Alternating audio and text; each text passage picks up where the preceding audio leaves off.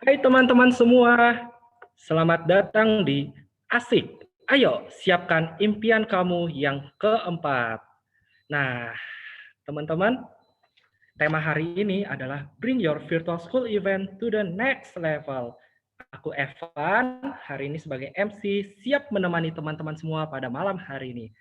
Sebelumnya, aku mau nanya nih, apa kabar nih teman-teman semua? Boleh tulis di kolom chat gitu ya. Aku baik, sehat. Ya, semoga teman-teman sehat semua hari ini ya. Dan juga aku ingin mengucapkan selamat Waisak bagi teman-teman yang merayakan.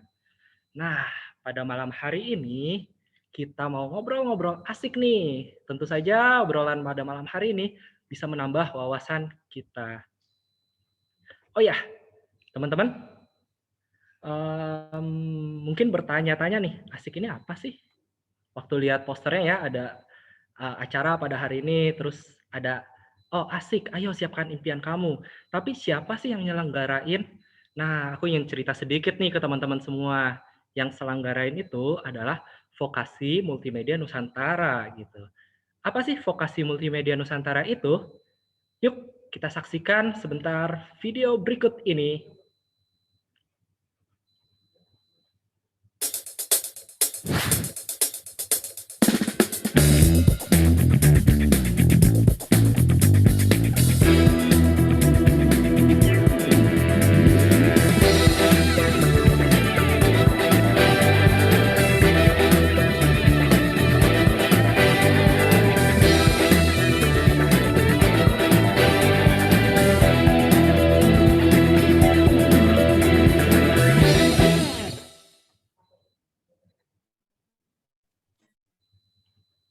Nah, teman-teman, kami itu adalah perguruan tinggi vokasi nih yang dibuat oleh UMN. Udah pada tahu UMN kan ya?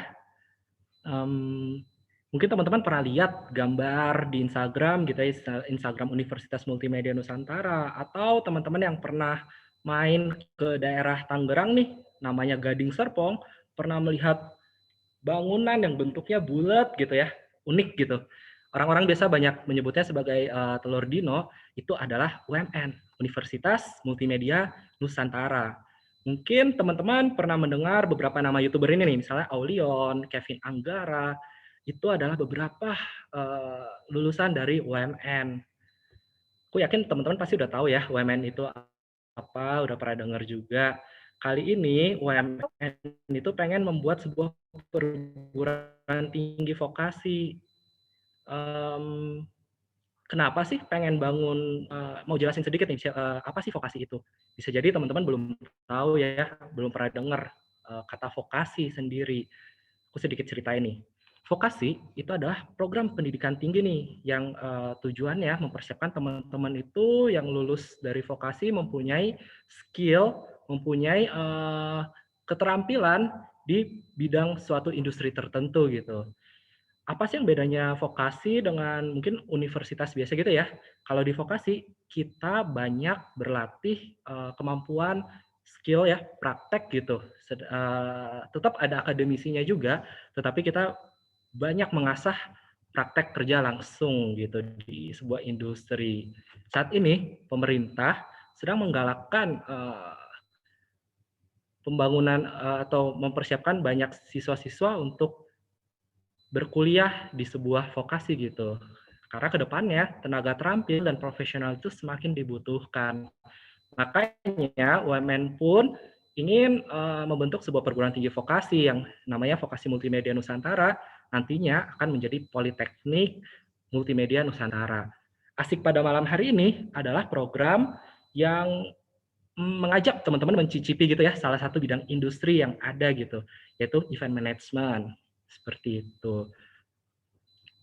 Oke, teman-teman, sebelum memulai acara pada malam hari ini, biar semakin semangat, aku pengen ngajak teman-teman ice breaking bareng gitu. Ice breaking ini nanti ada hadiahnya loh, bagi teman-teman yang menang bisa mendapatkan voucher. Voucher ya senilai 50.000. Bisa OVO, bisa GoPay, nanti teman-teman bisa mendapatkan itu. Tapi sebelum main, aku penasaran nih mau lihat muka teman-teman dulu. yang bisa open cam, boleh banget dong. Pengen lihat teman-teman ada siapa aja nih. Cukup banyak ya malam hari ini, udah berapa ratus orang nih. Oke teman-teman, gimana pada mau main ice breaking nggak? Mau lah ya. Ice breakingnya itu gampang banget teman-teman. Aku tuh ada siapin soal. Mau main soalnya itu soal terkait potongan lirik sebuah lagu gitu. Aku pengen teman-teman tebak, ini tuh judul dari lagu apa. Nah, uniknya yang akan membacakan itu adalah Mr. Google Translate. Baik, sudah pada siap? Nanti yang teman-teman yang sudah tahu judulnya bisa langsung tulis di kolom chat. Yang paling cepat akan mendapatkan hadiahnya. Kita coba dulu ya soal pertama. Discoverload, IM into that, IM good tunko, IM diamond, Juno glow up, so let's go. Ngomong apa itu? Teman-teman ada yang udah tahu jawabannya belum? Aku kasih clue sedikit ya sebelum dengerin lagi. Ini tuh adalah potongan lirik lagu dari ya band yang ada 7 orang dan sangat hits di Korea. Mungkin kita denger lagi ya. Discoverload, IM into that, IM good tunko, IM diamond, Juno glow up, so let's go. Oke, apakah ada yang berhasil menjawabnya? Oke, kita sudah mendapatkan yang paling pertama nih, ada dari Ivon ya. Oke Ivon, selamat. Nanti ada tim yang akan chat kamu. Kamu berhasil menjadi pemenang di soal pertama. Tapi jangan khawatir, kita masih ada soal kedua. Soal kedua ini aku kasih clue dikit deh. Lagu yang sangat hits waktu teman-teman masih kecil. Harusnya udah pada tahu. Boleh kita langsung coba dengarkan lagu kedua. Tingji, tingji sekali kiri, kanan, kulihat saja.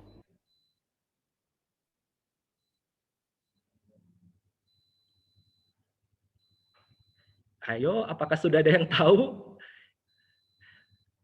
Apakah sudah ada yang berhasil?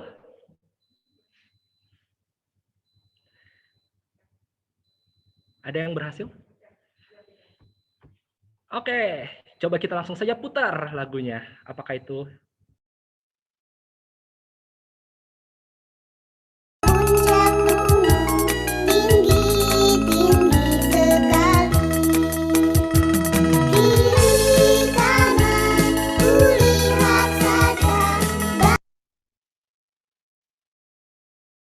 Oke, benar sekali. Judul lagunya adalah Naik-Naik ke Puncak Gunung.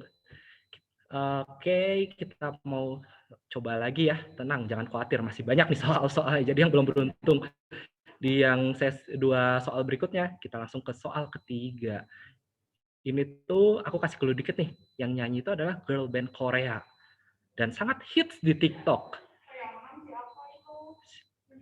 Siapa yang bisa? Coba kita lakuin. Yo yo yo jiga jaigu cuma yo yo take me.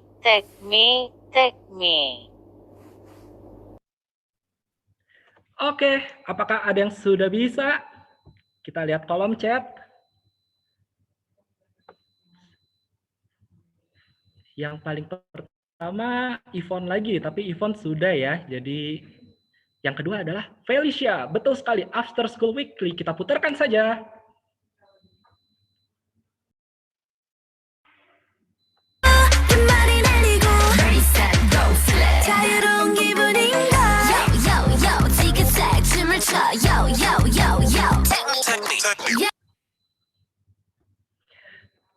Oke, Felicia Caroline, kamu berhasil.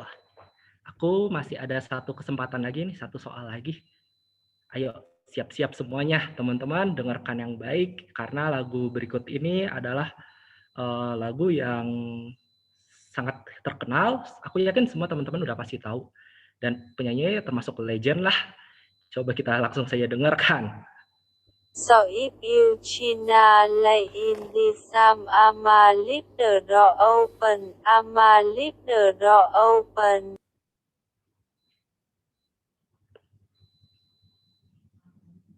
Ayo, apakah ada yang sudah mengetahuinya?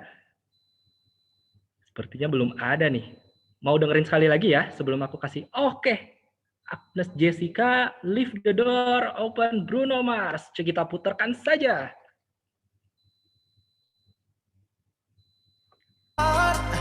So if you're trying to lay in these arms, I'ma leave the door open. I'ma leave the door open. I'ma leave the door open, girl. Oke, teman-teman semua. Kita berikan tepuk tangan deh. Aku pengen lihat reaksi teman-teman. Ayo, ada tepuk tangan buatku biar aku semakin semangat juga pada malam hari ini. Oke, teman-teman, kita sudah mendapatkan 4 pemenang. Nanti langsung boleh chat ke yang namanya Natania ya, atau ke Rizka. Baik, aku yakin teman-teman udah pada melek semua, udah semakin semangat. Ya enggak? Ya dong, harusnya. Jangan khawatir teman-teman yang belum berhasil, belum beruntung pada Ice Breaking ini, nanti selama sesi kita akan ada Q&A gitu ya, teman-teman yang mempunyai pertanyaan gitu yang bagus gitu, bisa mendapatkan voucher lagi. Jadi mari kita saksikan dengan baik gitu pada malam hari ini. Oke teman-teman, aku yakin teman-teman udah semakin penasaran nih, kita mau langsung mendengarkan sharing, talk show dari kedua speaker kita, dan pada malam hari ini kedua speaker itu sudah hadir. Siapakah speaker itu? Aku akan memperkenalkan sedikit, aku kasih bocoran sedikit kepada teman-teman semua.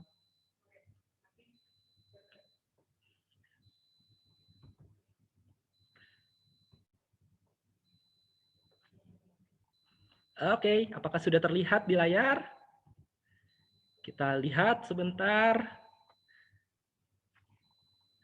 Yang pertama ada namanya Mas Novega, kita panggilnya Mas Vega. Nah, beliau itu sekarang adalah Business Growth Executive dari Loket. Loket itu Gojek Entertainment-nya punya. Teman-teman waktu kemarin ikutan acara ini kan mendaftarnya via Loket kan. Nah, beliaulah yang menjadi Business Growth Executive-nya. Nanti itu apa? Nanti Mas Vega akan menceritakan, dan juga co-founder dari Hookspace. Apa itu? Nanti Mas Vega akan men-sharingkan lebih jauh. Dan lalu kita lihat selanjutnya. Nah, beberapa portofolio yang Mas Vega punya nih. Mas Vega itu bersama Hookspace beberapa kali menjadi co-producer gitu ya dari beberapa grup musik terkenal, contohnya ada Sun Eater atau Isyana gitu. Lalu sebagai bisnis analis eksekutif juga waktu itu Hookspace itu berkolaborasi dengan Bukalapak gitu, dan sebagai project manager dari Hookspace-nya juga itu. Oke, kita lihat profil speaker kedua. Telah hadir juga pada malam hari ini adalah Mas Fakri Dinansyah. Mas Fakri ini adalah dosen part-time di ilmu komunikasi, di strategi komunikasi di UMN, juga sebagai dosen part-time di Universitas Bunda Mulia, serta sekarang pun menjadi Chief Communication Officer of Lokalin. Lokalin itu adalah sebuah startup gitu. Dan juga beberapa pengalaman organisasi dari Mas Fakri, pertama itu adalah sebagai founder on juga board of supervisors member dari kami UMN. Kami UMN itu adalah Ikatan Mahasiswa Alumni UMN, dan juga sebagai founder of Tangerang Google dari Tangerang Google Local Guides. Itu adalah community lokal yang ada di Tangerang, dan juga pernah menjadi co-founder dari Ikatan Alumni SMA Negeri 8 Tangerang. Oke, itu sedikit kedua profil pembicara kita, dan aku yakin teman-teman semakin penasaran untuk langsung ngobrol-ngobrol bareng bersama kedua pembicara tersebut. Baik, tanpa berlama-lama lagi, aku langsung panggil Mas Vega dan Mas Fakri. Hai, Mas Vega. Halo, Mas Fakri. Halo, Eva. Halo, halo. Halo, apa kabar Mas Vega, Mas Fakri? Sehat selalu? Sehat-sehat. Alhamdulillah sehat-sehat. Semoga teman-teman juga pada sehat ya. Mohon maaf lahir batin. Amin. Sekarang selamat hari Raya Waisak. Waisak buat yang merayakan.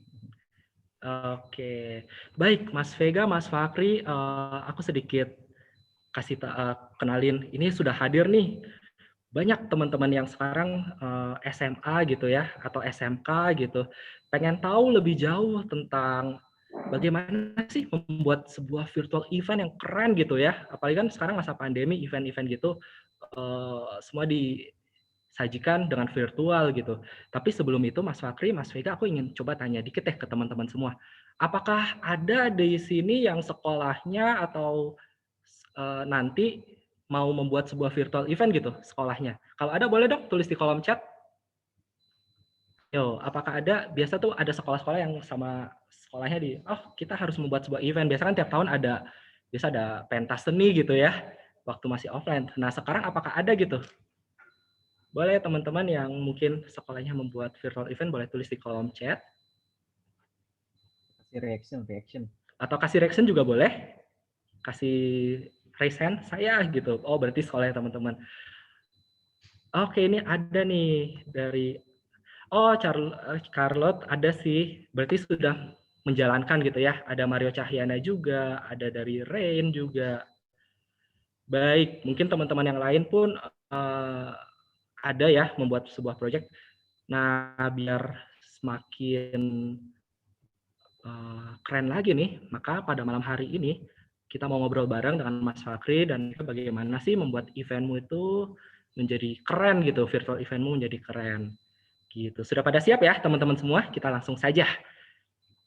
Hari ini aku juga akan menjadi moderator pada talk show malam hari ini.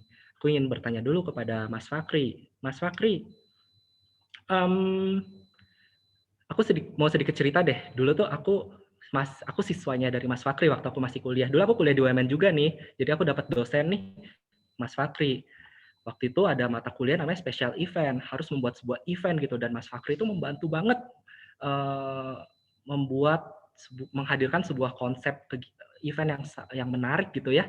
Nah pengen tanya dong Mas Fakri, gimana sih caranya biar teman-teman nih bisa menciptakan sebuah event yang menarik, konsep yang kreatif gitu. Boleh dong kasih tips and tricks gitu. Silakan Mas Fakri. Oke, thank you Evan buat pertanyaannya. Sebenarnya saya mau bahas sedikit ya dari sisi konseptual gitu ya, bahwa event itu ada tahapannya. Jadi nggak langsung kita pengen bikin event nih, ya udah bikin besok jadi gitu ya, nggak susah. Susah sekali ya untuk bikin event profesional atau event yang serius gitu ya, kalau kita tidak mau merencanakannya dengan baik. Apa aja sih tahapannya gitu ya? Tahapannya event itu bisa dimulai dari riset. Ya, ada 5 nih ya tahapannya. Pertama riset, kedua desain, ketiga planning, ya perencanaan, keempat coordination atau koordinasi, dan yang kelima evaluasi. Ya, jadi semua event yang baik ya, tentu yang serius gitu ya, bukan asal jadi gitu, itu harus diawali dengan riset terlebih dahulu. Nah, ketika kita mau tahu nih atau bagaimana sih memunculkan ide atau konsep-konsep virtual event yang bagus, kita harus sering-sering riset di awal. Risetnya gimana caranya? Ya bisa main-main ke loket.com ya, searching di sana. Event-event apa sih yang kira-kira lagi hype, yang kira-kira skupnya atau skalanya gitu ya, sesuai dengan sekolah kita, segmennya sesuai dengan pensi atau event yang mau dibuat oleh sekolah kita gitu. Atau platform online ticketing yang lainnya. Nah, kita cari tahu, lihat-lihat ya. Istilahnya window shopping gitu ya, window shopping kita ngelihat-lihat tapi nggak perlu beli ya, cukup cari tahu aja. Terus cek di sana event-event itu insight-nya seperti apa sih? Ya, dia punya target peserta kayak gimana, artisnya siapa aja gitu ya, sponsornya siapa aja, mungkin ya kita bisa nyontek-nyontek di sana. Terus juga event itu diselenggarainnya berapa lama, apakah hitungan hari mungkin ya, ada yang 2 hari, 3 hari, atau hanya 2 jam atau 3 jam gitu ya. Kita cari insight, kemudian cek ya. Selain event-event yang sedang dipromosikan di platform-platform tersebut, kita cek ke YouTube atau Instagram event-event yang udah selesai nih, ya, yang udah pernah dijalanin. Nah, kita cari tahu event itu gimana sih cara kerjanya, ya, atau berapa banyak pesertanya, cari yang benar-benar berhasil, yang pesertanya benar-benar rame, yang sponsornya mungkin banyak, yang media partnernya juga banyak. Kemudian kita bisa mengembangkan kreativitas. Nah, mengembangkan kreativitas itu juga nggak sembarangan, teman-teman. Harus sesuai dengan keinginan audiens. Itu sebabnya kita juga harus riset audiens. Ya, apa sih yang mereka inginkan? Bikin kuesioner singkat aja, ya 4-5 pertanyaan gitu ya. Apa sih yang sekarang lagi ngetren gitu ya? Kalau mereka ingin mengikuti event itu di jam berapa? Ya, apakah pagi, siang, sore, malam? Apakah itu weekend atau weekdays gitu ya? Apakah itu melalui platform atau medium Zoom misalnya, atau maunya pakai platform yang lain. Nah, itu bisa tuh ya dicek melalui riset-riset tersebut. Jadi nggak ada event ya yang konsepnya itu tepat sasaran tanpa adanya riset. Jadi riset itu penting sekali untuk mengawali atau mencari sebuah ide. Gitu, Evan. Oke, Mas Fakri, keren banget ya. Jadi ada tahapan-tahapan yang harus kita coba ya. Aku inget sih waktu aku buat event juga sama Pak Fakri mengajarkan, ayo kita riset dulu gitu, jangan langsung membuat gitu. Baik. Betul. Lalu Pak Fakri, penasaran nih dalam sebuah perencanaan event tuh ya, harus ada apa aja sih timnya gitu ya untuk mempersiapkan supaya event itu berjalan dengan baik gitu. Nah, betul tuh, Evan ya. Jadi abis riset kan ya kita nggak mungkin hanya atau kita dapat insight gitu ya dari audiens, dapat insight dari kuesioner yang udah kita sebar, lalu wah banyak sekali gitu ya, banyak sekali ide-ide gitu. Nggak mungkin kita akomodir semuanya dong ya, pasti kita akomodir mungkin hanya satu atau beberapa. Nah, kita bisa melakukan filterisasi atau menyaring. Ya, menyaringnya dengan cara apa? Tergantung dari sumber daya yang kita punya. Sumber daya macam-macam ya, ada sumber daya manusia maupun sumber daya finansial ya atau modal ya yang kita punya lah. Ya, kita sesuaikan. Lalu bagaimana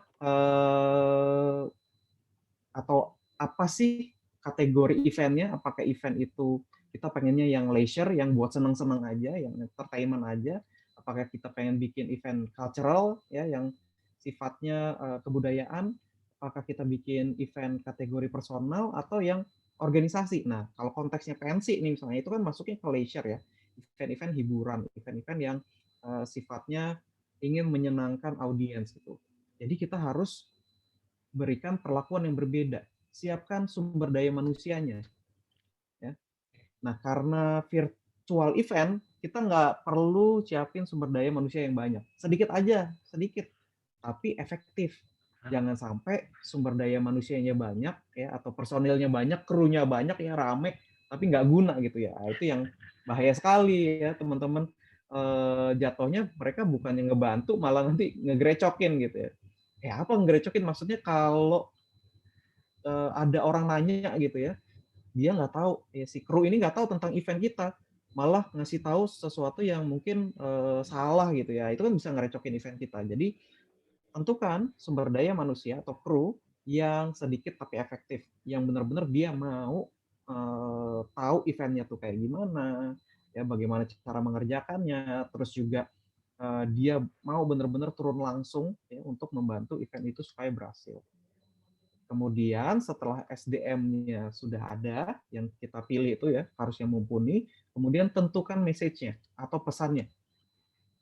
Kita mau event ini seperti apa sih? Ya kayak asik nih misalnya ya, message-nya melalui nama eventnya. Ya, nama eventnya asik. Asik itu singkatan loh, ayo siapkan impian kamu. Nah, di situ diberitahukan detailnya atau keterangan lengkapnya. Apa sih yang disiapkan? Ya. impian seperti apa sih ya, bisa kita ngomongin karir, kita bisa ngomongin contoh kasus dan lain sebagainya. Nah di situ message-nya yang harus kita rumusin lah ya, kita ketik, kita drafting, kemudian kita ajukan ke kru-kru, ini cocok nggak sih nama eventnya ini, cocok nggak sih temanya ini misalnya, ya cocok nggak sih ini detailnya lo keterangannya gitu. Ya. Kemudian kita setelah menentukan message-nya atau pesannya bisa, oh ya tadi ya message-nya harus punya pembeda dari apa? Kan kita tadi riset ya, melakukan riset tentu kita nggak mau bikin event yang sama persis dengan event-event yang sudah berjalan. Ya. Cari pembedanya apa? Misalnya dari sisi nama eventnya. Kemudian kita mau cari pembeda dari mana lagi? Dari artisnya gitu ya yang mengisi acara. Kita mau cari pembedanya dari sisi harga misalnya. Harganya kita mau yang murah atau yang mahal sekali. Nah, itu kita mesti benar-benar sesuaikan. Setelah message-nya ada, kita punya pembeda gitu ya, uniqueness ya, supaya kita lebih unik dari event-event yang lain.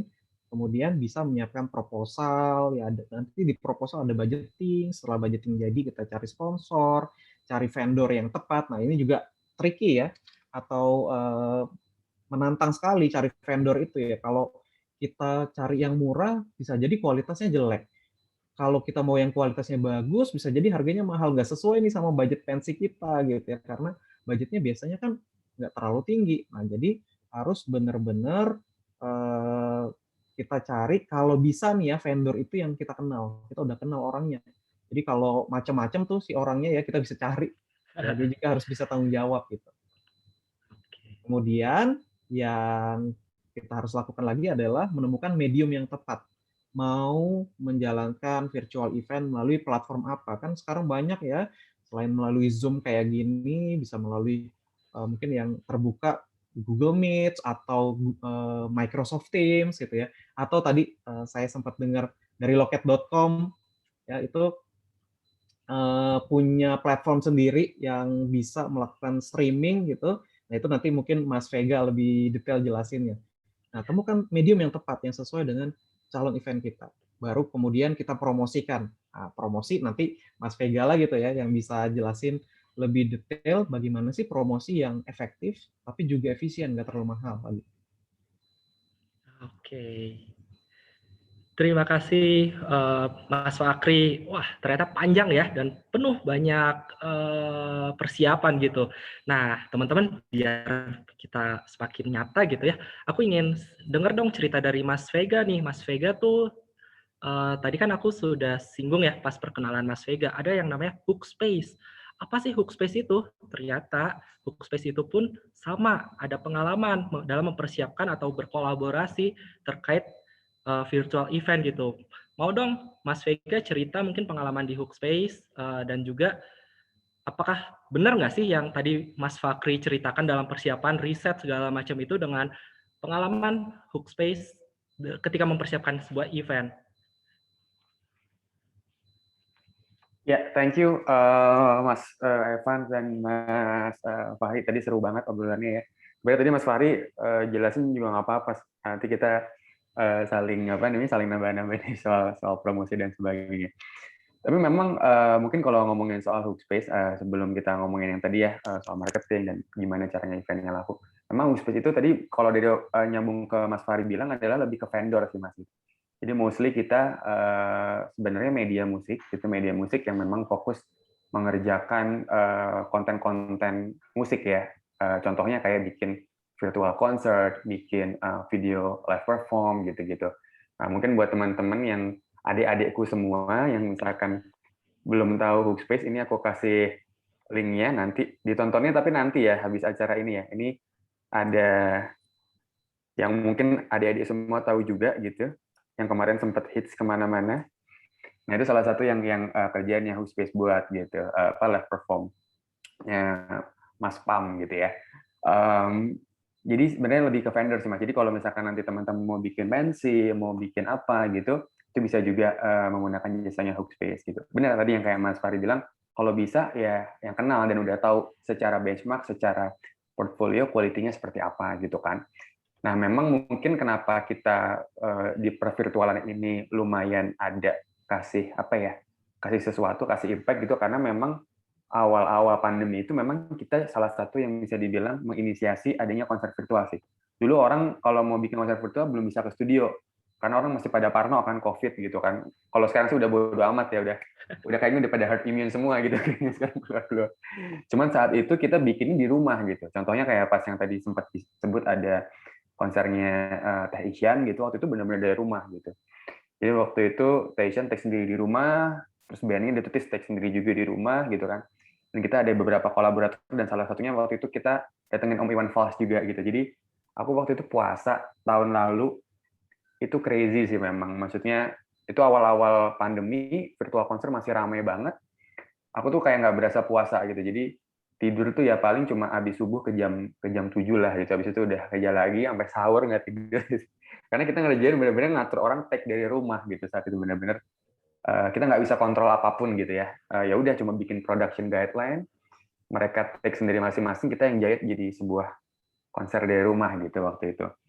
Nah, terus udah evolve sampai sekarang mungkin trennya konser virtual ya, ada yang di studio, ada yang di alam gitu kan. Mungkin teman-teman terakhir kalau lihat kemarin Glastonbury gitu yang Coldplay barusan upload, itu yang di taman tuh ya, yang di taman apa gitu. Itu keren banget sih gitu. Jadi memang secara konsep setahun pandemi ini virtual konser atau virtual event itu sudah makin evolve sih, dan kita juga tetap keep up terus sama trennya gitu kalau untuk perproduksian ya. Itu sih mungkin Mas Evan kalau Hookspace ya, selama kita virtual ini ngapain aja gitu. Oke, Mas Vega, terima kasih. Oke, nah aku ada mau nanya lagi nih ke Mas Fakri. Mas, kan membuat sebuah virtual event kayaknya nggak begitu mudah. Mungkin teman-teman di sini pun merasakan gitu ya, kayak, oh aku nggak ketemu langsung gitu dengan manusia-manusia atau dengan orang-orang gitu ya, terus aku kayak, oh di depan layar komputer gitu, ikutnya gitu. Nah, gimana sih Mas Fakri biar virtual event kita itu bisa menjadi next level gitu ya, dalam artian bisa orang yang peserta yang lihat itu sangat-sangat dapat gitu feel-nya gitu. Apa sih mungkin tips and tricks yang bisa kita siapkan saat membuat sebuah virtual event itu biar suasananya, biar acaranya itu seperti bisa live gitu, seperti event offline gitu. Oke, Evan. Nah, itu sebenarnya untuk menjawab pertanyaan itu aku mau jujur dulu ya. Memang event online itu nyaris nggak bisa, susah banget ya, susah banget untuk bisa setara dengan offline event ya, atau event-event yang real langsung kita datang ke tempatnya itu. Nyaris nggak bisa lah, nggak bisa. Setuju banget Mas Fari. Bener ya Mas ya, susah banget. Oh ya, malah nyaris nggak mungkin gitu. Tapi bisa nggak sih kita kira-kira yang mirip-mirip atau mencoba untuk menggapai bagaimana online event kita sebaik ya, setidaknya sebaik offline event gitu. Nah ini ada tipsnya. Walaupun susah tapi bisa dicoba dilakukan. Yang pertama nih ya, kalau event yang online ini nggak boleh enggak ya, pastikan sinyal bagus ya. Itu udah harga mati. Sinyal bagus Betul. ya. Nah, jadi banyak anak-anak sekarang tuh ya yang ketika mereka menyelenggarakan online event, mereka itu nggak dari rumah masing-masing ya. Ngeri karena kalau di rumah masing-masing sinyalnya kita nggak tahu ya stabilitasnya seperti apa.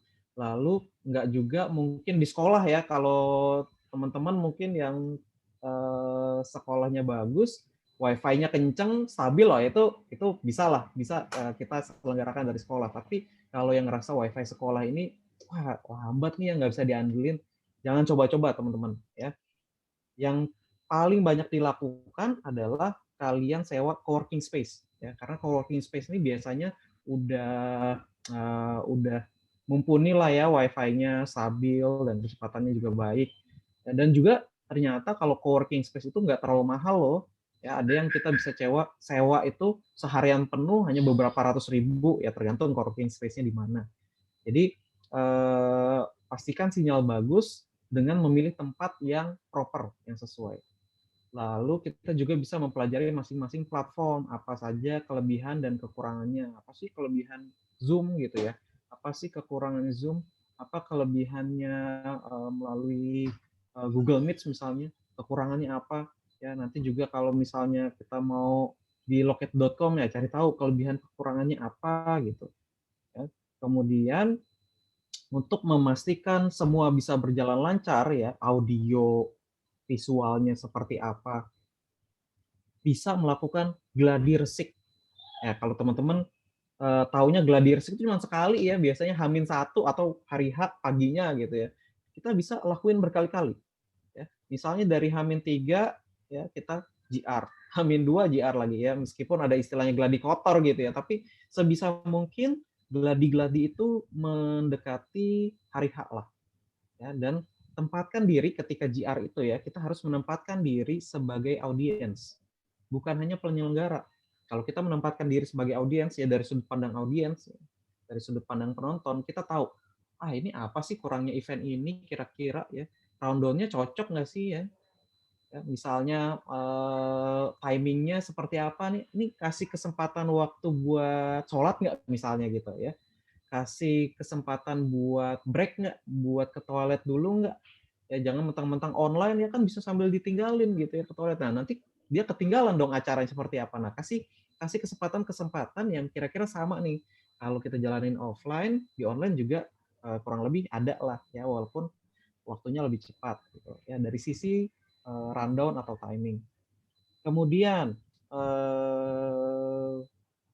juga yang penting nih kemarin di-mention di captionnya ini ya Instagram Vokasi Multimedia Nusantara ya ketika mempromosikan ini soal MC, Master of Ceremony ya, bisa kita sebutnya MC, bisa sebutnya host, bisa ada istilah lain moderator misalnya ya. Itu penting untuk kita cari yang baik supaya bisa menghadirkan suasana interaktif. Jangan yang MC-nya atau host-nya itu pendiam gitu ya, mentang-mentang kita nggak punya budget nih ya buat sewa MC yang profesional, ya udah kita korbanin aja nih si dia nih teman kita gitu ya, teman kita yang ini si A, si B, si C nih jadi MC aja gitu ya. Wah kita ngorbanin dia istilahnya gitu ya, padahal dia orangnya pendiam, boro-boro mau interaktif gitu ya, nanya orang aja mungkin agak-agak malu gitu ya. Jadi carilah yang dia bisa membangun suasana interaktif. Kenapa? Karena dengan suasana interaktif orang itu bisa audiens ya bisa merasakan oh ini kayak di event offline ya. Karena kalau offline kan pasti ada interaksi dari satu orang ke orang lain. Kalau online interaksinya paling cuma sama host, sama MC, sama artisnya gitu ya. Nah, artis juga harus bisa interaktif. Jangan yang cuek-cuek saja sama audiens.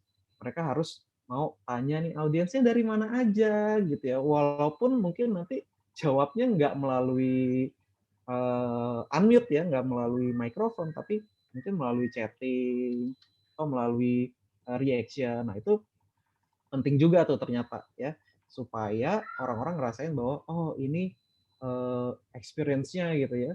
Gue ngerasain event ini oh kayak offline gitu ya, asik kok ya, bener-bener asik, bener-bener interaktif, nggak cuma satu arah. Nah ini yang mesti dihindari adalah ketika menjalankan virtual event itu satu arah ya, nggak boleh, harus tetap diusahakan bisa dua arah gitu kira-kira Evan. Mungkin Mas Vega bisa menambahkan.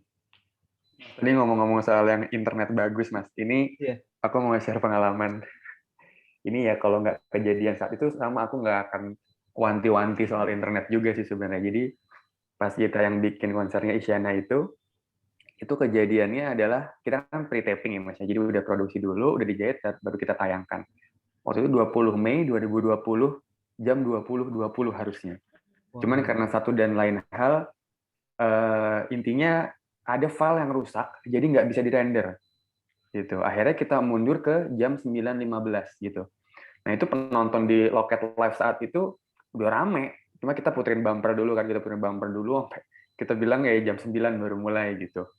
Nah lucunya juga karena waktu itu bulan puasa, penontonnya itu mungkin kebetulan Isyana Nation mungkin lebih nggak rusuh lah gitu ya. Mereka bilang, oh Isyananya masih terawih gitu, belum sabar ya mereka ya. Sabar dulu positive gitu kan. thinking ya. Terus ada yang bilang juga, Isyaan dulu baru Isyana gitu kan. Jadi kayak ternyata blessing in disguise gitu. Nah, ini aku mau nunjukin salah satu pesan. Jadi walaupun itu akhirnya kita bisa lakukan gitu, itu filenya kita potong dulu Mas, yang rusak itu. Jadi kita render lagu 1 sampai lagu sekian, kita streamkan dulu, baru paralel kita masih render lagi tuh. Jadi bener-bener wah itu gila sih, itu aku deg-degan. Event offline aku nggak pernah sedeg-degan itu gitu. Itu bener-bener gila, bayangin kalau rendernya gagal lagi tapi lagunya udah habis gitu. Mau ngeplay apa gitu kan. Ternyata aman, render yang berikutnya aman, jadi secara konten udah streamnya aman. Nah yang kedua, tiba-tiba mati lampu Mas. Waduh, Tiba-tiba mati lampu. banget ya. Untungnya kita pakai laptop nge-streamnya, nggak pakai komputer. Nah habis itu tim aku Mas sampai tethering, ini ada fotonya, kelihatan nggak? Jadi sampai pada keluar rumah, terus tethering, ada yang manjat pagar dan juga nyari sinyal, saking-sakingnya gitu. Jadi waktu itu lagi partnya yang bareng Om Iwan Fals, dia lagi lagu Bento, lagi seru-serunya, tiba-tiba buffer. Wih, kenapa mati lampu Mas? Waduh. Terus mau nggak mau langsung anak-anak naik, untung udah beli paket dulu. Sebelumnya tuh entah kenapa kita ada gut feeling gitu ya, kayaknya beli paketan deh gitu. Ya udah mau nggak mau tethering Telkomsel, manjat pagar, langsung switch sinyal. Dan nggak lama udah nyambung lagi streamnya gitu. Jadi kayak wah gila sih itu. Sejak saat itu ya kita bener-bener wanti-wanti harus di tempat yang proper. Kalau mati lampu ada backupnya. Dan kita juga nggak pernah mau stream pakai komputer karena once kenapa-napa kan komputer udah pet gitu ya. Kalau pakai laptop kan masih tetap jalan gitu. Terus ya itu tadi gitu bahwa pemilihan waktu itu juga tepat gitu. Saat itu kita memang udah milih 20-20 buat gimmick kan sebenarnya. Cuman mungkin satu dan lain hal molor jadi blessing in disguise itu ya udah gitu. Jadi ya itu pengalaman yang apa ya? Yang mungkin di awal-awal per event virtualan atau event online tuh menurut kita itu salah satu pembelajaran banget sih waktu itu, kayak crazy ya. Waktu itu kan kebetulan produksinya yang produksi tim Hookspace bertiket juga di Loket Live gitu kan. Jadi kayak benar-benar itu use case yang pertama gitu waktu itu dilakukan. Jadi kayak seru. Terus pernah juga mati pet waktu itu yang konsernya Mas Indra Lesmana tuh. Dia kan bisa bikin konser dari rumah masing-masing tapi real time. Tanpa ada delay gitu kan. Itu padahal internetnya timnya dia, engineer-nya dia itu udah oke banget gitu. Cuma entah kenapa tiba-tiba mati juga di tengah jalan gitu. Jadi kayak itu mungkin kalau di panggung offline sometimes mic-nya feedback gitu ya, atau tiba-tiba gitarnya nggak bunyi terus ada kru masuk gitu. Itu kayak ya udahlah part of the show gitu kan. Nah kalau di event online tuh part of the show-nya tadi itu mati di tengah jalan terus harus switch. Itu memang apa ya, shit happen sometimes lah gitu. Dan memang itu serunya mungkin challenge-challenge di event online ya gitu. Ada aja deh pokoknya deh. Mau dari jagain internet bagus-bagus juga nyatanya masih zong-zong juga gitu kan kejadiannya. Itu sih mungkin ya. Tadi nanggepin Mas Fahri itu bener banget sih, itu perlu banget disiapin gitu ya, karena at the end ada aja ntar pasti aneh-aneh gitu. Tapi seru. Oke, Mas Vega, terima kasih. Jadi ya sebenarnya dalam membuat event online itu ada nilai positifnya juga ya, dalam artian kalau kita tadi kata Mas Fakri kan GR itu bisa berkali-kali. Nah kita pun sekarang kalau mau GR jam 12 malam pun bisa kan, karena kita tidak ada alasan nggak bisa ketemu gitu. Itu salah satunya. Nggak diomelin satu app ya Mas ya, malam-malam soundcheck ya atau Betul banget. Dan juga tadi Mas Fakri mengatakan yang paling penting itu ya harus jangan satu arah gitu.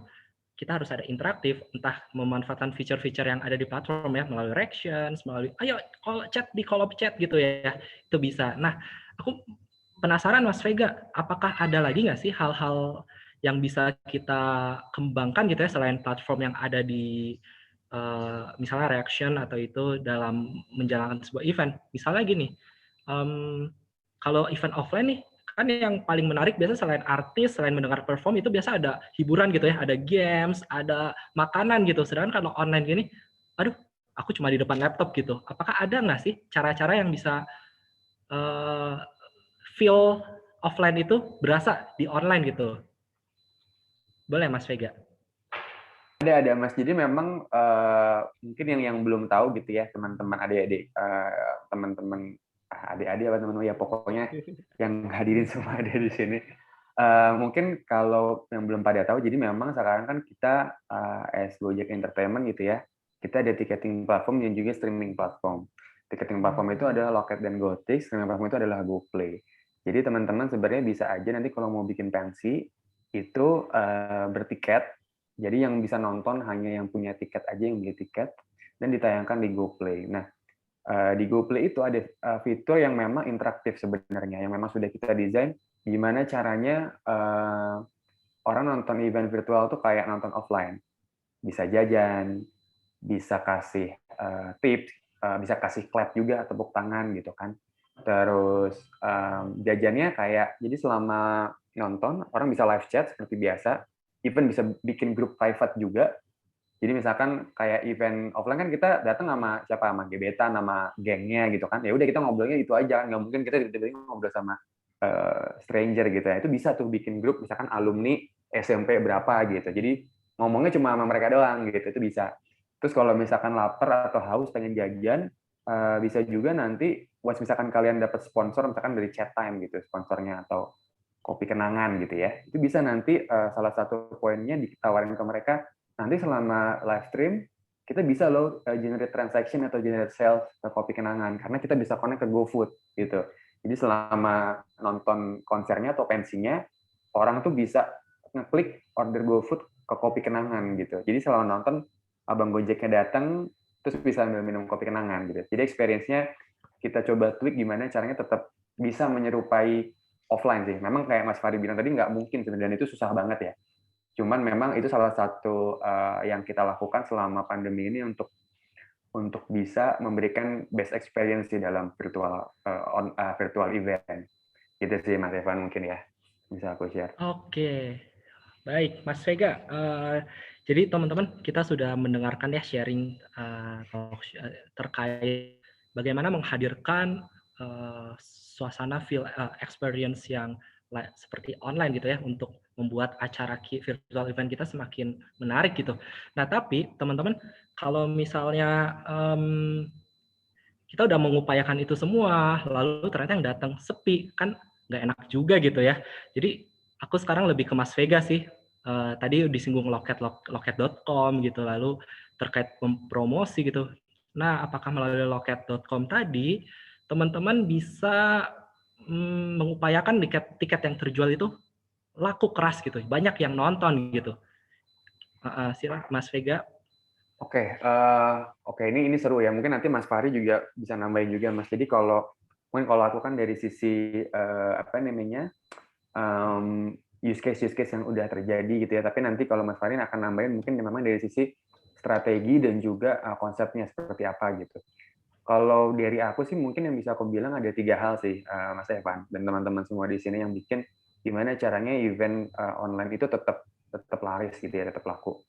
Apalagi memang di zaman sekarang udah 1 tahun lebih pandemi, itu memang secara demand itu orang sudah nggak begitu ngikutin event online ketimbang dulu, karena dulu itu kan benar-benar kuarantin kan, kita semua lockdown di rumah, ya orang nggak ada pilihan buat buka HP atau buat buka laptop gitu.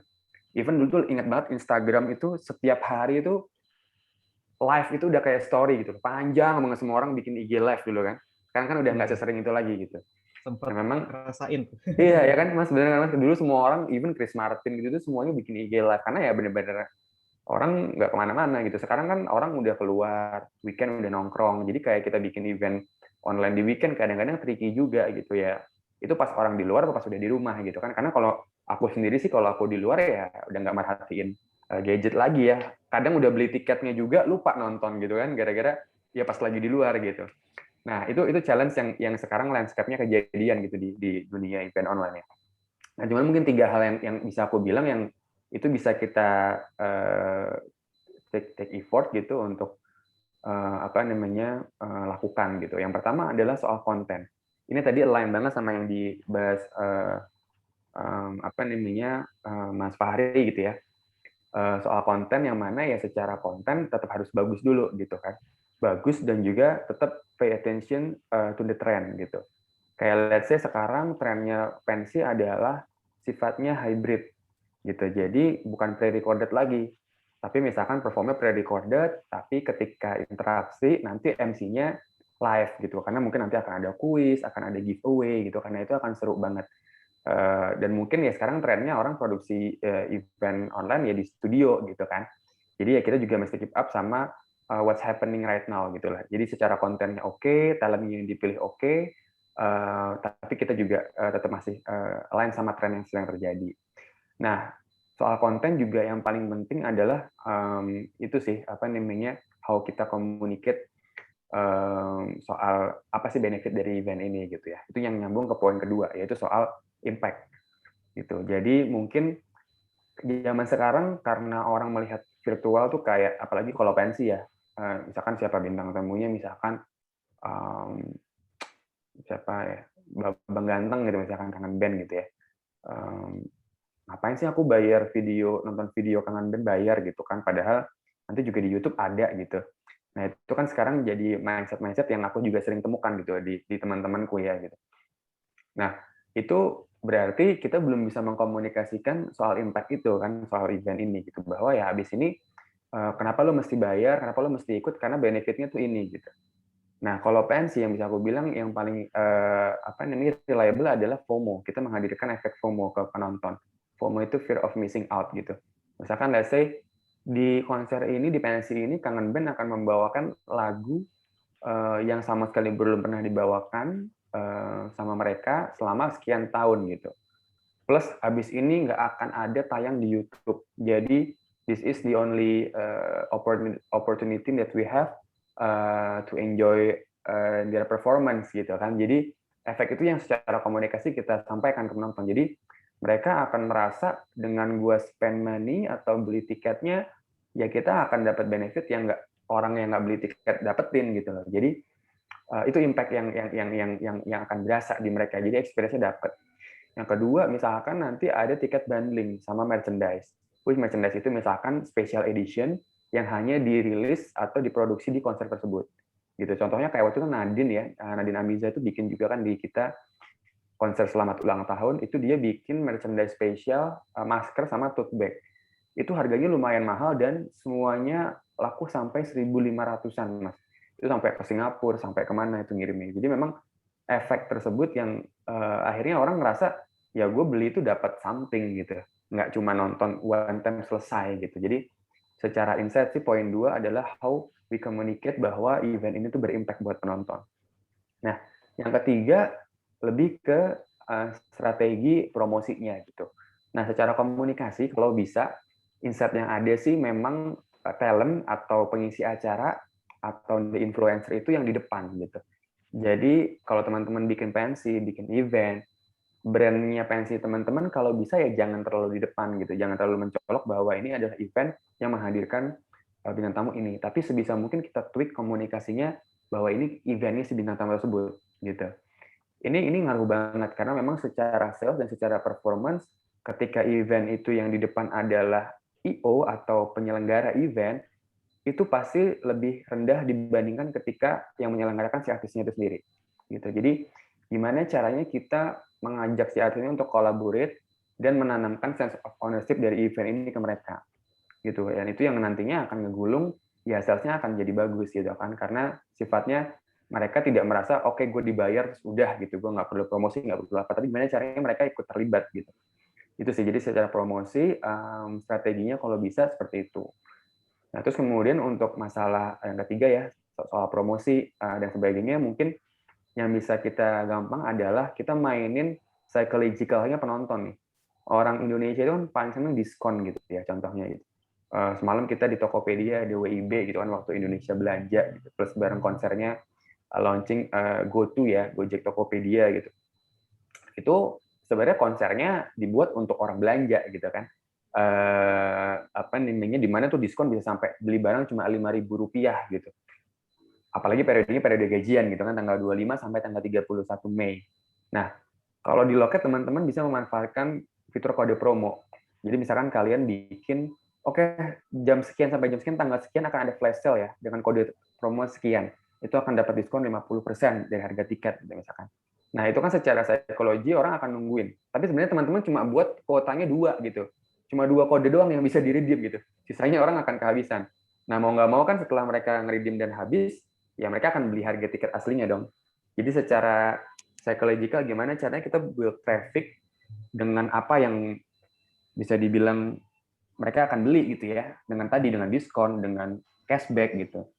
Nah, selain teman-teman bikin kode promo, sebenarnya kalau di kita ada payment method kayak Kling Aja, Shopee Pay, itu yang setiap bulan pun bisa ngasih promo gitu. Jadi itu yang bisa kalian klik, kalian manfaatkan untuk gimana caranya secara psychological nih audiens jadi mau beli gitu. Mereka datang ke landing page, yang beruntung ya dapat diskonnya, yang nggak beruntung ya akhirnya mau nggak mau dia harus beli harga asli gitu kan, toh nanti akan convert ke salesnya juga. Gitu sih paling Mas Evan ya, 3 hal yang aku bisa share soal how to make your event laris gitu. Mungkin Mas Fahri kalau mau nambahin, Mas Fahri. Ya, thank you Mas Vega, insight-nya itu menarik banget ya. Ini mungkin juga inline sama hal-hal atau tips yang bisa aku tambahin gitu ya dari yang Mas Vega sampaikan tadi. Soal customer experience itu penting.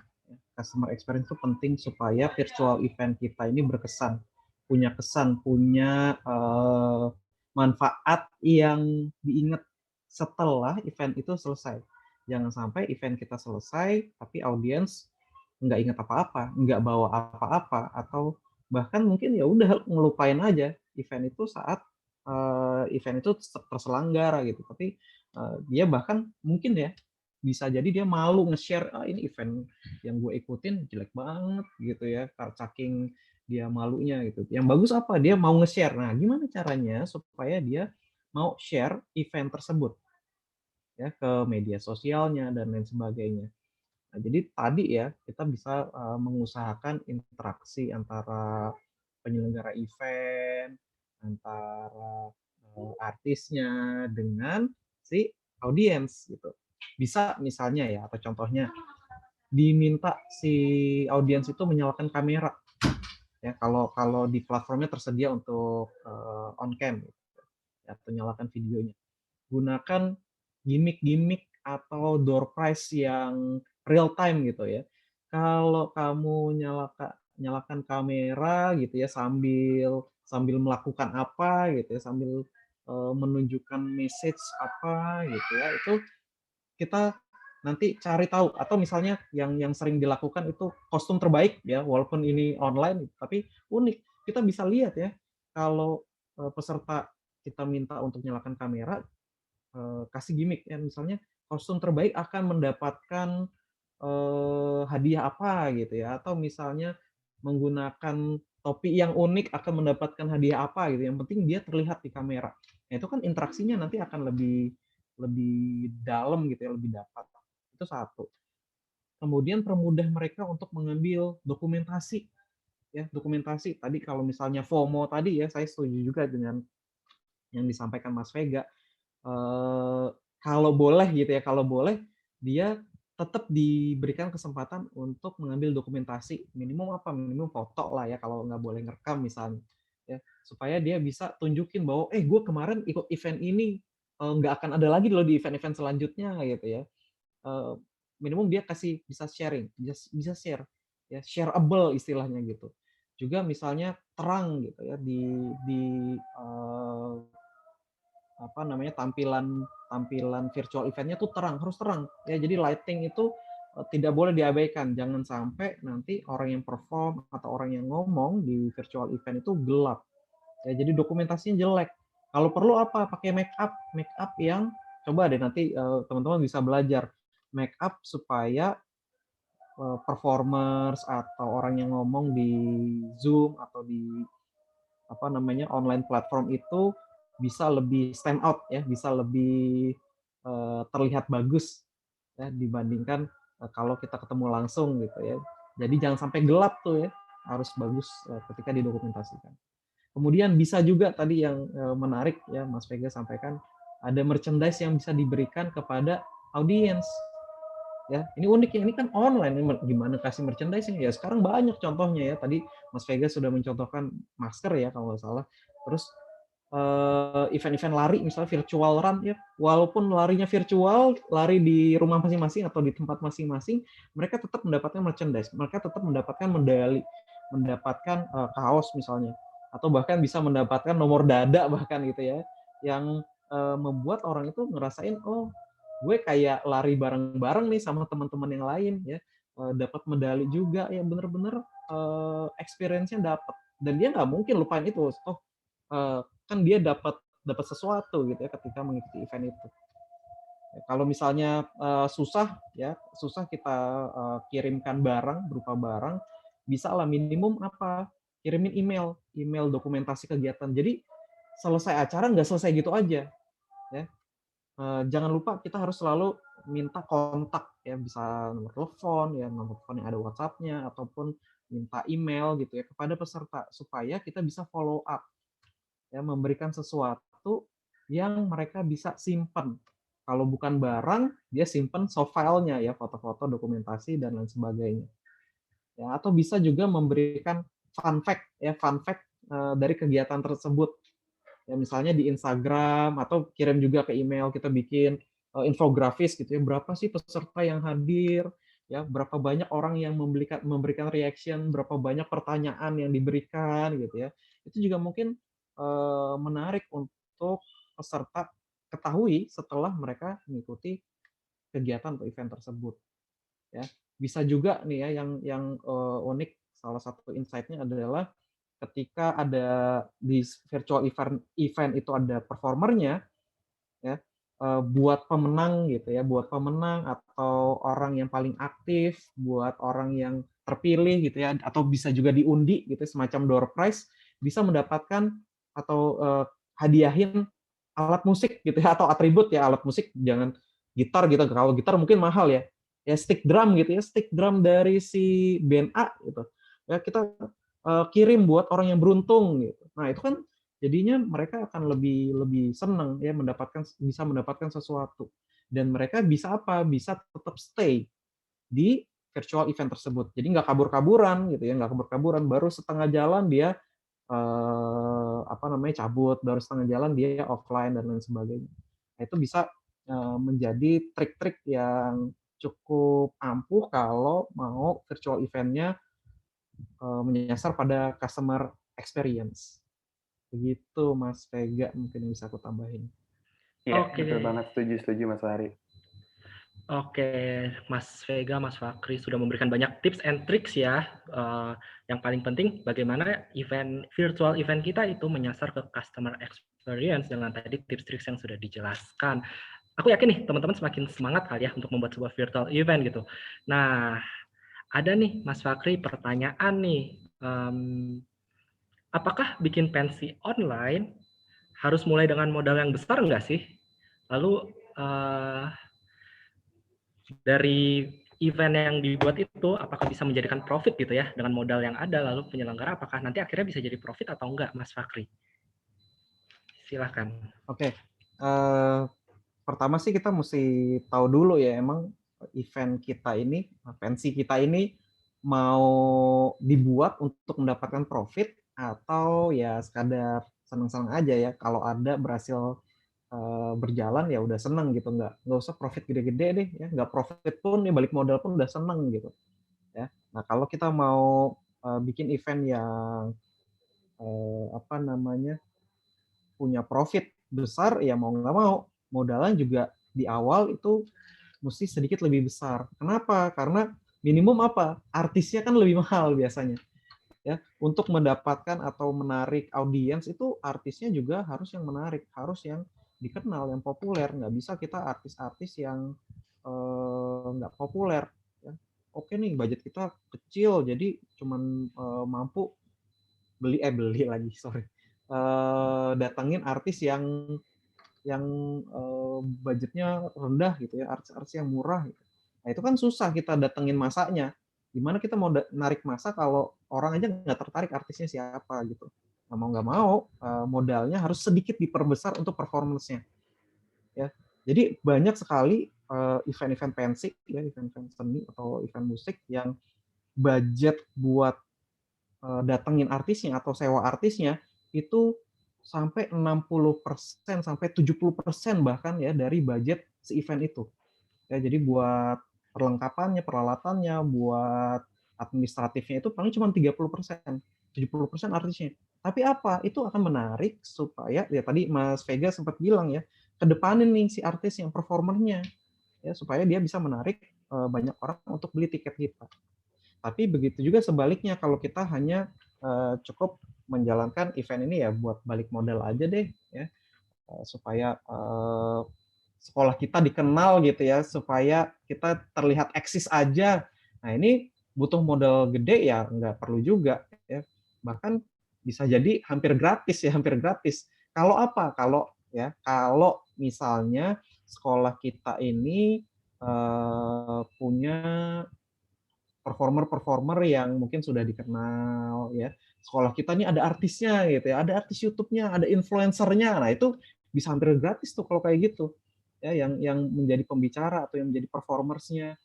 Ya, cukup aja kita selenggarain di sekolah ya, online-nya di sekolah, terus juga si artisnya itu online dari rumah dan lain sebagainya.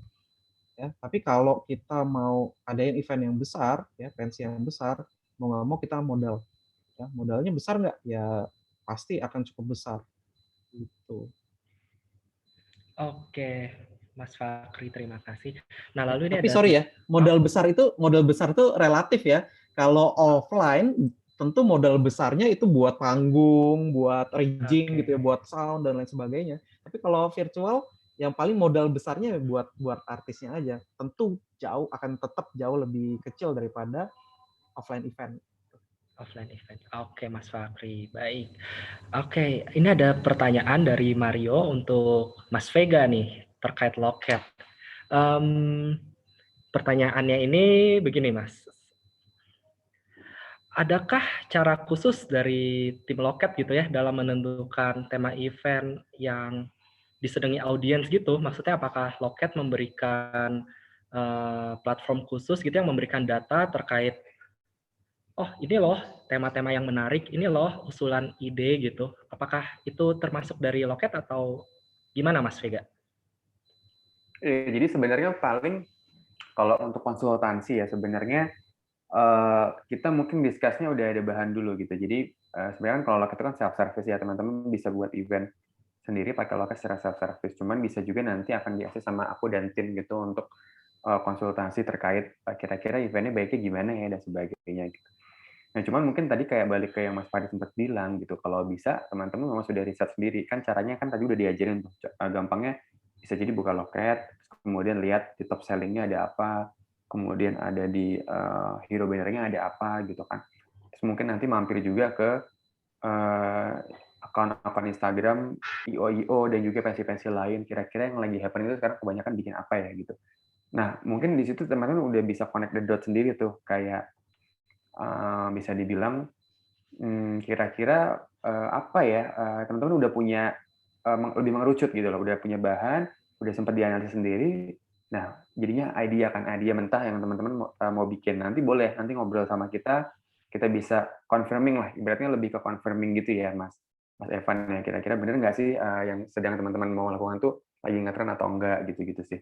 Karena memang secara service sebenarnya kita belum ada untuk yang analytics atau recommender tentang topik event gitu ya. Cuman itu semua bisa dilakukan mungkin tetap by person to person sih, kita ngobrol gitu, kita discuss lah soal kira-kira konsep yang mau teman-teman bikin itu bakal seberapa possible nih buat jadi sukses gitu sih.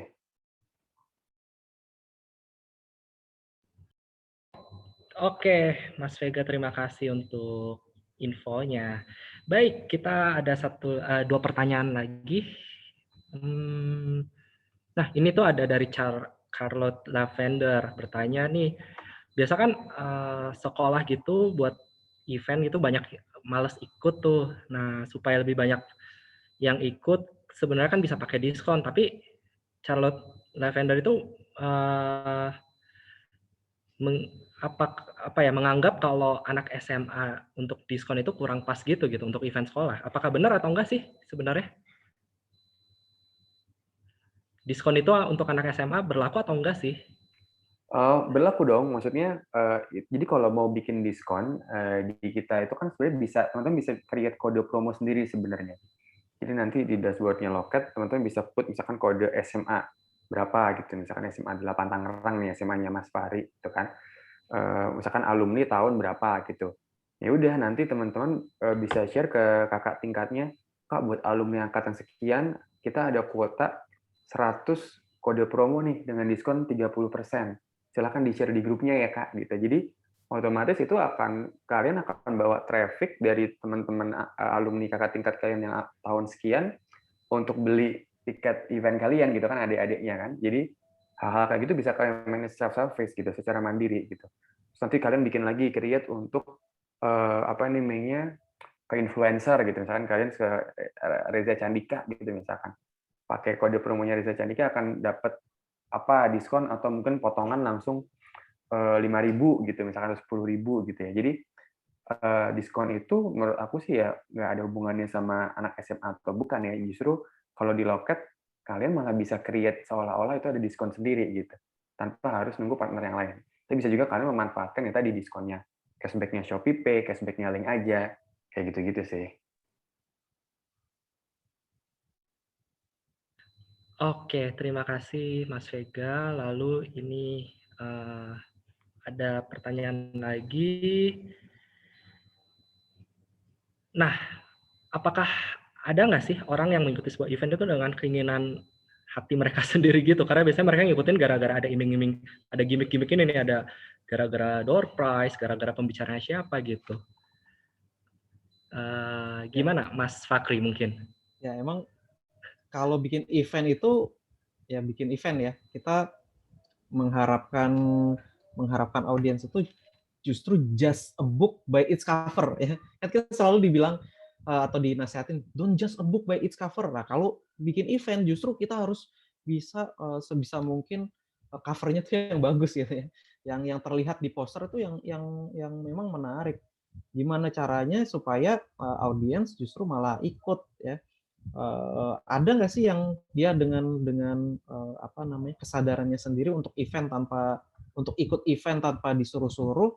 Ya banyak sebenarnya, banyak ya kalau memang materi promosinya menarik ya, materi promosinya menarik. Ingat ya teman-teman, mungkin kalau yang di sekolah nggak terlalu peduli tuh sama desain poster ya.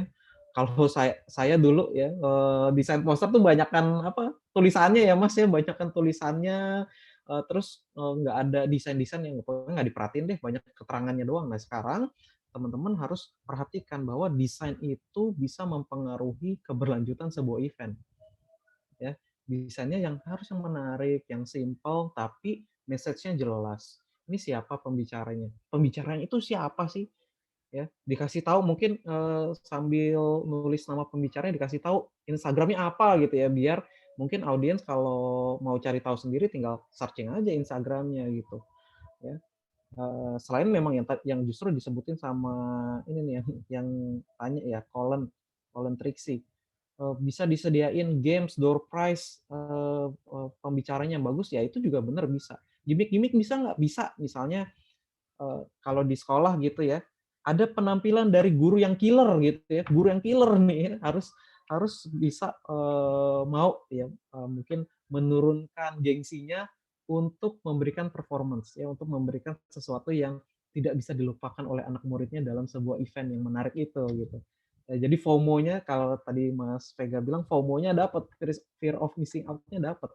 Nah, lu sayang sih nggak nonton event semalam ya, sayang sih nggak ngelihat webinar semalam. Itu sih Pak Fuad tuh yang killer itu tuh ya, dia nyanyi loh, ternyata suaranya bagus loh gitu ya. Itu dari apa mungkin apa Evan, Mas Vega mungkin bisa nambahin. Oke, Mas Fakri, terima kasih.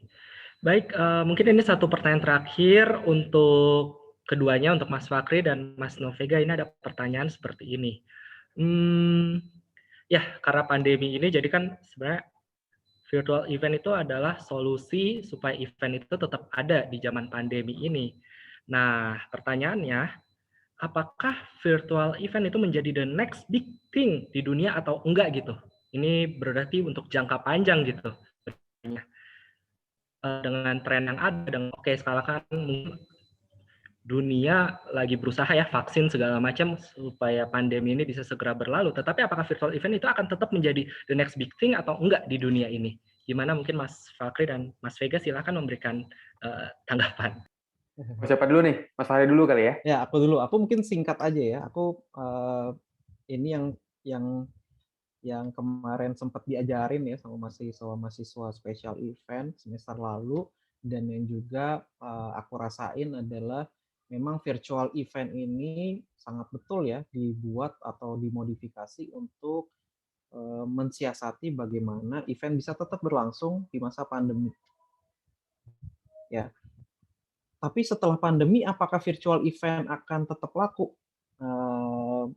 Mungkin saya di sini bisa bilang ini pendapat saya gitu ya, pendapat saya pribadi. Mungkin pendapat Mas Vega beda lagi gitu ya. Ini akan hilang gitu ya, akan hilang hype-nya. Tetap ada, tapi jauh berkurang ya. Misalnya kemarin di data ada dalam jangka waktu 2 bulan ya, April Mei 2020, platform-platform tiketing online itu menyelenggarakan event online itu sampai 2000 event dalam jangka waktu 2 bulan. Sekarang coba mungkin Mas Vega punya juga datanya. Sekarang apakah naik atau turun gitu ya. Tapi begitu pandemi berakhir, orang sudah beralih ke offline event, itu pasti akan jauh lebih menurun. Bisa saya klaim gini ya, bisa saya perkirakan itu akan turun hingga 70-80% ya, dari 2000 event dalam taruhlah 1000 event dalam sebulan gitu ya. Mungkin hanya tinggal 100 atau 200 atau 300 event sebulan gitu. Ya, jadi memang tidak akan sustain nih ya virtual event ini. Karena orang tetap ya, namanya makhluk sosial membutuhkan interaksi secara langsung. Itu sih dari sudut pandangku. Oke, terima kasih Mas Fakri. Terima kasih. Mas Vega silakan. Oke, kalau dari aku mungkin kalau pakai datanya Loket, Mas, di 2020 ini di kita doang ya. Ya. Memang surprisingly itu number of event creation itu ada 10.000 selama 2020 dan 1,7 juta tiket terilis gitu, statusnya paid gitu. Jadi itu both untuk paid dan juga free event ya. Jadi memang surprisingly di 2020 kita kira bakal turun, tapi justru malah naik karena mungkin kalau orang bikin event online atau event virtual tuh lebih mudah ya. Maksudnya orang lebih berani gitu loh, kayak tanpa harus booking venue dulu, bukan apa dulu gitu. Jadi memang benar banget yang terjadi malah kok rame gitu after pandemi, karena mungkin ya orang bikin event virtual tidak seribet orang bikin event offline ya gitu. Nah, kalau ditanya untuk terus kita juga 60% enggak 60% atau berapa ya? Itu ya 60% nambah Mas event creation-nya di loket.com gitu ya. Jadi mungkin ya tadi udah orang kayak, jadi ada satu use case mamah-mamah gitu ya. Jadi buat adik-adik di sini yang mungkin mamanya hobi masak gitu, coba aja tawarin bikin kelas masak gitu di loket gitu ya. Karena ada ibu-ibu yang mungkin sebenarnya dia basicnya bukan celebrity chef gitu ya, dia business owner, punya bake shop gitu, tapi dia bikin kelas baking terus Mas, yang tadinya seminggu sekali, lama-lama jadi seminggu 2 kali, sampai seminggu 3 kali gitu. Nah itu dari baru mulai Oktober 2020 sampai sekarang per bulan Mei ini dia itu sudah hampir menjual 17.000 tiket Mas. Wah. Secara revenue, secara GMV dia mungkin sekarang sih dia sampai buka outlet baru di Bintaro gitu. Jadi kayak crazy kan. Padahal dia cuma masak di rumah, bikin kelas masak online, tapi value-nya bisa sampai segitu gitu. Dan itu memang crazy banget sih gitu buat kita juga ya, wah ini siapa nih gitu. Padahal mungkin kalau aku sebut namanya juga teman-teman nggak tahu, namanya kan mungkin Chef Juna gitu kan, Chef Renata gitu. Ini bener-bener ya ibu-ibu gitu yang buat gitu. Makanya itu yang kita juga surprise banget sih soal event online. Nah terkait big thing, mungkin di 2021 pelan-pelan kita akan moving ke hybrid sebenarnya gitu. Jadi both antara experience offline yang dikangen-kangenin orang-orang dengan protokol kesehatan gitu ya, dan juga tetap bisa disaksikan secara virtual. Itu yang sekarang kita lagi jalankan bareng Dr. Tirta nih teman-teman, kalau tahu Dr. Tirta, dia kan memang penggiat UMKM ya. Dia memang dari dulu hobinya bikin expo sepatu, sneakers UMKM lokal gitu kan. Nah, sneakers ini kan kalau misalkan ibaratnya kita beli online kan kita mesti tahu ukurannya kan. Orang tuh mesti nyobain dulu lah, at least kalau sepatu gitu. Karena saya yang udah beli mahal-mahal, terus sepatunya nggak cukup gitu kan. That's why dia tetap mengonsep hybrid event ini dengan cara sesuai protokol, since dia dokter juga gitu kan. Nah, sistemnya Loket itu sudah bisa mengontrol, let's say misalkan eventnya eksibisi di mall gitu ya, atau di mungkin teman-teman kalau misalkan kepikiran bikin eksibisi juga di pensi bisa juga. Misalkan jam 10 sampai jam 12 itu kuotanya cuma 500 orang gitu. Ya, nanti teman-teman bisa ngisi tuh di Loket. Oh ya udah mau milih jam berapa, booking, nanti akan masuk ya sesuai di slotnya gitu. Nah, sistem ini yang sedang kita pakai juga untuk penjadwalan vaksin, karena Loket sekarang memang kita ditunjuk Kemenkes sebagai platform untuk registrasi vaksin gitu, penjadwalan gitu ya. Nah, itu untuk offline-nya tuh. Jadi kita coba penetrate ke sana juga supaya exhibition, MICE itu kembali hidup, tapi sesuai protokol gitu ya, sesuai protokol kesehatan. Nah, karena sesuai protokol kesehatan, otomatis kita kan nggak mau juga secara cost jeblok dong, karena yang tadinya mungkin bisa langsung 3.000 orang ini harus dibatasin gitu kan, 50%. Nah, akhirnya tetap kita konsepin hybrid gitu tadi, dengan tetap bisa di stream, berbayar ke Loket Live ataupun ke GoPlay gitu kan. Jadi secara konsep orang-orang yang mungkin nggak berani untuk datang, atau mungkin yang tadinya di event tersebut cuma bisa didatangi sama orang di sekitar atau dalam kota tersebut, yang ada di Manado juga tetap bisa gitu untuk join eventnya secara virtual. Karena toh tadi fitur yang ada di GoPlay, orang bisa juga langsung live shop, beli barang-barang sepatunya itu melalui Tokopedia gitu misalkan. Jadi itu sih yang mungkin kita lihat kayaknya ini bakal jadi something new ya, untuk kita. Jadi yang tadinya dari online jadi hybrid nih gitu, tengah-tengah antara offline dan juga online gitu. Memang itu evolve juga dari experience online-nya tadi ya, gimana caranya kita bisa mix both kelebihan-kelebihan dari sisi event offline dan juga event online gitu. Itu sih mungkin kalau aku nambahinnya, Mas Evan dan Mas Fahri gitu. Thank you Mas, itu insight baru lagi nih buat saya terutama ya, mungkin buat kita semua juga. Betul banget. Oke, terima kasih Mas Fakri dan Mas Vega. Tanpa terasa ya, waktu sudah membatasi kita ya. Kita harus udahan nih karena waktu sudah menunjukkan hampir 7.30. Terima kasih untuk Mas Fakri dan Mas Vega. Mari kita berikan aplaus kepada Mas Fakri dan Mas Vega. Boleh berikan reaction, tepuk tangan. Terima kasih. Baik. Semuanya buat yang udah join ya. Makasih banget ya. Thank you. Semoga bermanfaat. Betul sekali. Dan aku sedikit mau memberikan garis besar lah ya dari apa yang sudah kita pelajari nih pada hari ini. Jadi teman-teman, untuk membuat sebuah virtual eventmu menjadi next level gitu, teman-teman mulai dari persiapan, dari tadi ya, dari riset, ada konsepnya, lalu timnya itu harus dipersiapkan dengan matang gitu, lalu ide kreatif, memberikan gimmick-gimmick, memberikan interaksi dua arah gitu. Nah, jadi jangan satu arah. Itu adalah beberapa hal yang harus kita perhatikan. Dan lalu teman-teman pun harus kalau ingin membuat eventnya laku gitu ya, juga bisa bekerja sama dengan ya contohnya yang paling simpel yang kita sudah kenal melalui loket.com gitu untuk membantu mempromosikan tiketnya gitu. Dan juga teman-teman entah event itu akan menjadi offline atau online atau hybrid, tetapi ke depannya event management itu akan selalu ada gitu dalam kehidupan kita gitu. Jadi teman-teman itulah sedikit sih. Jadi teman-teman gak ada salahnya untuk belajar atau lebih pengen tahu tentang event management, bisa ke depannya berkuliah atau pendidikan di bidang event management. Seperti itu teman-teman semua. Thank you banget pada malam hari ini sudah join. Ada sedikit pengumuman karena kita akan ada lagi bagi teman-teman ya, kan ini baru kita talk show bareng nih, tapi kalau ada teman-teman yang semakin penasaran nih, pengen coba workshop membuat event beneran tuh kayak gimana, kita ada acara namanya Prodemia. Nah, seperti ini teman-teman. Nah, kalau kita hari ini talk show, ini tuh jauh lebih mendalami karena ini membuat sebuah perencanaan dari awal sampai bagaimana pelaksanaannya. Bersama siapa? Bersama Mas Fakri juga yang tadi menjadi pembicara kita. Waktunya kapan? Nanti ada dari tanggal 7 Juni sampai 17 Juni. Nanti aku akan kirimin juga undangan ini kepada teman-teman semua melalui Zoom jam 6 malam. Oke, teman-teman, itu pengumuman pertama dan juga kita akan ada asik lagi, asik kelima kali ini tentang animasi, digital animation. Jadi teman-teman kalau tertarik bisa join kembali.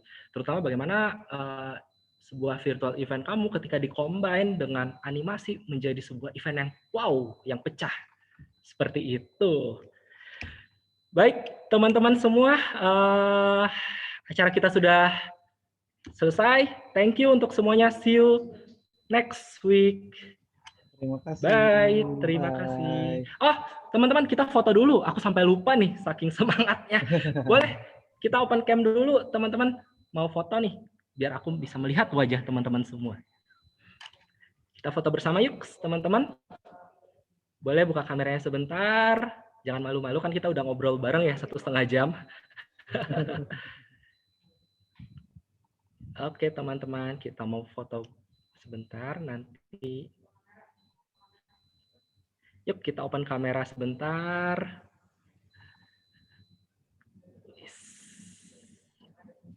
Aku kan jadi bisa lihat, oh ini ternyata Marcel, lalu ada tadi Colin yang bertanya seperti ini, hai. Baru. Baik, silahkan yang foto, kasih aba-aba. Oke, ada nggak suara aku ada lah ya. Oke, yuk kita sama-sama foto. Yang belum open kamera boleh banget open kamera biar kita bisa foto-foto bareng. Terus nanti fotonya kita share di IG kita. Oke, gaya pertama dulu, gaya bebas apa aja boleh ya. Oke, 1, 2, 3. Oke, boleh tahan sebentar. Sebentar ya.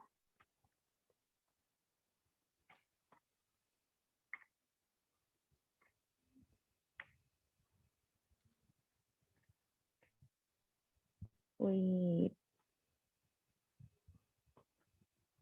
Oke, sekali lagi ya. Boleh gaya bebas lagi, yang lain gayanya daripada yang tadi. Oke, sekali lagi. 1, 2, 3. Oke, thank you semuanya. Thank you teman-teman. See you next time. Bye-bye. Bye-bye semua, sehat-sehat.